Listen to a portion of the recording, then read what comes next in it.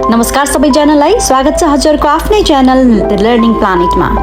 आज एउटा अति संवेदनशील विषय लिएर आएको छु। 13 देखि 19 वर्षको किशोर किशोरीलाई व्यवहार गर्ने तरिका। यो उमेर सुनको जस्तो हुन्छ, तर विस्फोटक पनि। अभिभावकले नबुझ्दा बच्चा आफैसँग लज्जित हुने, टाढिने, कहिलेकाहीँ लागु औषध, नराम्रो सङ्गत र डिप्रेसनको शिकार हुने खतरा हुन्छ। किशोर अवस्था यस्तो समय हो जहाँ बच्चाहरू आफ्नो पहिचान खोजिरहेका हुन्छन्। उनीहरूको शरीर मात्र होइन, सोच, भावना र निर्णय गर्ने क्षमता पनि परिवर्तन भइरहेको हुन्छ। यही समयमा अभिभावकले सही मार्गदर्शन दिन सके बच्चा चम्किन्छ। गल्ती गरियो भने बच्चा भित्रभित्र टुट्न सक्छ। आजको भिडियोमा के गर्ने र के नगर्ने, जिम्मेवार अभिभावकको भूमिकाको बारेमा चर्चा गर्छौँ। पहिला बुझौँ अभिभावकले गर्ने मुख्य 5 गल्ती जसले बच्चाको आत्मविश्वास मार्छ। पहिलो गल्ती रहेको छ अत्यधिक नियन्त्रण, ओभर कन्ट्रोल। जस्तो तिमी त्यहाँ जान पाउँदैनौ, यो साथीसँग नबोल, मैले भनेको मात्रै गर, अरू केही सुन्न चाहन्न।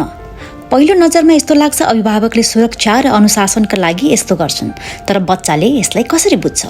बच्चाको मनमा जाने सन्देश कस्तो हुन्छ?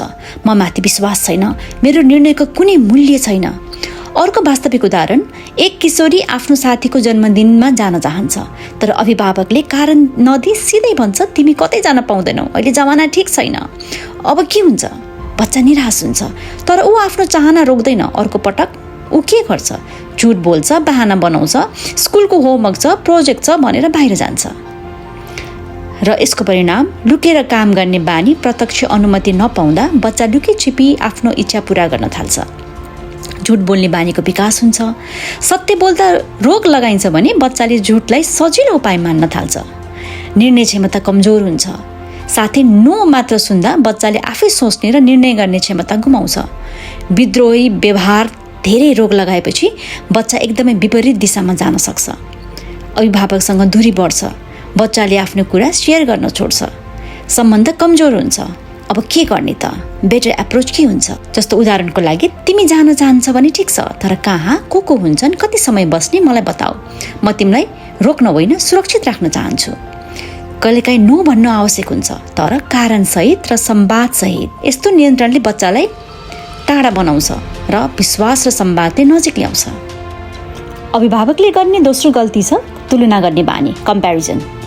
उदाहरण, हेर्नु त छिमेकीको छोरा कति राम्रो अङ्क ल्याउँछ, तिम्रो दिदी दाई जस्तो किन हुन सक्दैनौ? पहिलो नजरमा अभिभावकले प्रेरणा दिन खोजे जस्तो लाग्छ, तर बच्चाले यसलाई कसरी लिन्छ? बच्चाको मनमा जाने सन्देश कस्तो हुन्छ? म पर्याप्त राम्रो छैन, म राम्रो गर्न सक्दिनँ, म जस्तो छु त्यो स्वीकार्य छैन। अर्को वास्तविक उदाहरण, एक बच्चाले 75% अङ्क ल्यायो, ऊ खुसी भएर घर आउँछ, तर अभिभावक भन्छन् फलानाले त 90% ल्यायो। अब के हुन्छ? उसको खुसी तुरन्त हराउँछ। ऊ सोच्न थाल्छ मेरो प्रयासको कुनै मूल्य छैन। यसको परिणाम आत्मविश्वास घट्छ। बच्चा आफूलाई सधैँ अरूसँग तुलना गरेर म कम छु भन्ने सोच बनाउँछ। हीनताबोध र असुरक्षा। ऊ आफैलाई स्वीकार्न सक्दैन। सधैँ अरू जस्तै बन्ने दबाव महसुस गर्छ। उसमा ईर्षा र प्रतिस्पर्धात्मक तनाव पर्छ। साथीलाई प्रेरणा होइन, प्रतिस्पर्धी वा शत्रु जस्तो हेर्न थाल्छ। प्रयास गर्ने इच्छा पनि घट्छ। जति गरे पनि म सक्दिनँ, जति गरे पनि म पुग्दिनँ भन्ने सोचले ऊ प्रयास गर्न नै छोड्छ। र के गर्न सकिन्छ? बेटर एप्रोच के हुन्छ? तिमीले अघिल्लो पटकभन्दा राम्रो गर्यो, म एकदमै गर्व गर्छु, I am proud of you. तिम्रो आफ्नै गति छ, त्यसमा सुधार गर्नुपर्छ र तिमी अझ राम्रो गर्न सक्छौ। र यसको मुख्य सन्देश तुलना होइन, स्वीकृति र प्रोत्साहनले बच्चालाई अगाडि बढाउँछ र उसको आत्मविश्वास पनि बढ्छ। अभिभावकहरूले गर्ने तेस्रो गल्ती, भावनालाई व्यवस्था गर्नु। उदाहरण, बच्चा भन्छ म आज दुखी छु, मेरो मुड एकदम अफ छ। अभिभावक भन्छ यी त साना साना कुरा हुन्, ड्रामा नगर। अर्को वास्तविक उदाहरण, एक किशोर आफ्नो साथीले धोका दिएको कारण दुखी छ। ऊ घर आएर आफ्नो कुरा भन्न खोज्छ, तर अभिभावक भन्छन् यी उमेरमा यस्तो कुरा सामान्य हो, यसलाई ध्यान नदेऊ, सकारात्मक सोच। अब के हुन्छ? बच्चा चुप लाग्छ। ऊ सोच्न थाल्छ मेरो भावनाको कुनै कदर छैन र मेरो भावना कसैले बुझ्दैन, मेरो कुरा कसैले सुन्दैन। यसको परिणाम भावना लुकाउने बानी। बच्चा आफ्नो दुःख, डर, तनाव कसैसँग सेयर गर्न छोड्छ। अभिभावकसँग भावनात्मक दूरी। ऊ आफ्नो कुरा साथी वा बाहिरी मानिससँग मात्र गर्छ। भित्री दबाव, इमोसनल सप्रेसन। भावना दबाउँदै जाँदा पछि एन्जाइटी, डिप्रेसन जस्ता समस्या आउन सक्छ र गलत निर्णयको जोखिम हुन सक्छ। जब कोही सुन्ने मान्छे हुँदैन, बच्चा गलत दिशामा जान सक्छ। के गर्न सकिन्छ? बेटर एप्रोच के हुन्छ? तिमी किन दुखी छौ? म सुन्न चाहन्छु। तिम्रो भावना महत्त्वपूर्ण छ।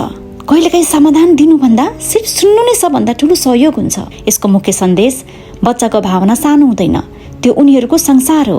त्यसलाई सम्मान गर्नुपर्छ र सुन्नुपर्छ। चौथोमा रहेको छ डर र सजायको प्रयोग, फियर बेस्ड प्यारेन्टिङ। उदाहरण, यदि फेल भयो भने मोबाइल खोसिदिन्छु, राम्रो नम्बर ल्याएन भने घरबाट निस्किन पाउँदैन। पहिलो नजरमा यस्तो लाग्छ कि यसले बच्चालाई अनुशासनमा राख्छ, तर वास्तविकता फरक छ। अर्को वास्तविक उदाहरण, एउटा बच्चाले परीक्षा नजिकै गर्दा पढ्न थाल्छ, तर पढ्ने कारण के हो? डर, मोबाइल खोसिने डर, गाली खाने डर। ऊ त्यो विषय बुझ्न खोज्दैन, सिर्फ सजायबाट बस्न पढिरहेको हुन्छ। यसको परिणाम, पढाइ भनेको डर न कि सिकाइ। बच्चाले पढाइलाई बोझ र तनावको रूपमा लिन थाल्छ। दीर्घकालमा उसलाई पढाइप्रति घृणा नै हुन सक्छ। झुट बोल्ने बानी विकास हुन्छ। यदि बच्चाले कम नम्बर ल्याए पनि ऊ साँचो बोल्न डराउँछ, मार्क्स लुकाउँछ, झुट बोल्छ, आत्मविश्वास गर्छ। बच्चा सोच्न थाल्छ, म राम्रो गर्न सक्दिनँ, त्यसैले म सधैँ सजाय पाउँछु। अभिभावकसँग भावनात्मक दूरी बढ्छ। बच्चाले अभिभावकलाई सुरक्षित व्यक्ति होइन, डर लाग्ने व्यक्तिको रूपमा हेर्न थाल्छ। बाहिर गलत सहारा खोज्ने सम्भावना बढ्छ। जब घरमा डर मात्र हुन्छ, बच्चा बाहिर साथ खोज्न थाल्छ, गलत साथी, नसा आदि। के गर्न सकिन्छ? यसमा बेटर एप्रोच के हुन्छ? उदाहरण, यदि यो पटक राम्रो भएन भने चिन्ता नगर, हामी सँगै बसेर बुझ्ने प्रयास गर्छौँ र तिमीलाई के चाहिन्छ, कस्तो किसिमको वातावरण चाहिन्छ, हामी तिमीलाई मद्दत गर्छौँ। तिमीले कति मेहनत गर्यौ त्यो महत्त्वपूर्ण हो, म तिम्रो सधैँ साथमा छु। यसको मुख्य सन्देश, डरले अस्थायी रूपमा नियन्त्रण गर्न सक्छ, तर विश्वास र समर्थनले जीवनभरको सम्बन्ध बनाउँछ। पाँचौं सामान्य गल्ती रहेको छ समय नदिनु, बिजी प्यारेन्टिङ। उदाहरण, अभिभावक सधैँ मोबाइल, अफिस वा आफ्नै काममा व्यस्त। बच्चाले के भन्न आउँछ? अहिले म व्यस्त छु, पछि कुरा गरौँला, प्लिज मलाई डिस्टर्ब नगर। तिमीले यस्तो सानो कुरा पनि आफै गर्न सक्दैनौ? अर्को वास्तविक उदाहरण, एक किशोर स्कुलबाट फर्किन्छ। उसलाई आज स्कुलमा के भयो भन्ने कुरा सेयर गर्न मन लाग्छ, तर बाबुआमा मोबाइलमा अथवा आफ्नै काममा व्यस्त हुन्छ। ऊ भन्छ, आज मेरो दिन अलिक खराब थियो, तर जवाफ आउँछ, पहिला मलाई काम गर्न दियो, तिम्रो कुरा पछि सुनौला, म एकदम व्यस्त छु अहिले। अब के हुन्छ? त्यो पछि कहिले आउँदैन। बच्चा चुप लाग्छ। अर्को दिनदेखि उसले आफ्नो कुरा भन्नै छोड्छ। यसको परिणाम, भावनात्मक दूरी बढ्छ। बच्चा सोच्न थाल्छ, म महत्त्वपूर्ण छैन। अभिभावकसँगको सम्बन्ध कमजोर हुन्छ। ऊ बाहिर सहारा खोज्ने बानी हुन्छ। जब घरमा समय र ध्यान पाइँदैन, बच्चा साथीहरू वा बाहिरी व्यक्तिमा निर्भर हुन थाल्छ। गलत सङ्गतको जोखिम पनि बढ्छ। गलत साथीहरूले सजिलै प्रभाव पार्न सक्छन्। नसा, खराब बानीतर्फ आकर्षण बढ्न सक्छ। आत्मविश्वासमा कमी आउँछ। मेरो कुरा कसैले पनि सुन्दैन, म त्यति महत्त्वपूर्ण छैन भन्ने सोचले बच्चा भित्रभित्रै कमजोर बन्छ। एक्लोपन र मानसिक दबाव पनि बढ्न थाल्छ। बाहिरबाट सामान्य देखिए पनि भित्रबाट बच्चा एक्लो र तनावग्रस्त हुन सक्छ। यसमा बेटर एप्रोच के हुन्छ? कम्तीमा दिनमा 15 देखि आधा घण्टा क्वालिटी टाइम दिनुहोस्।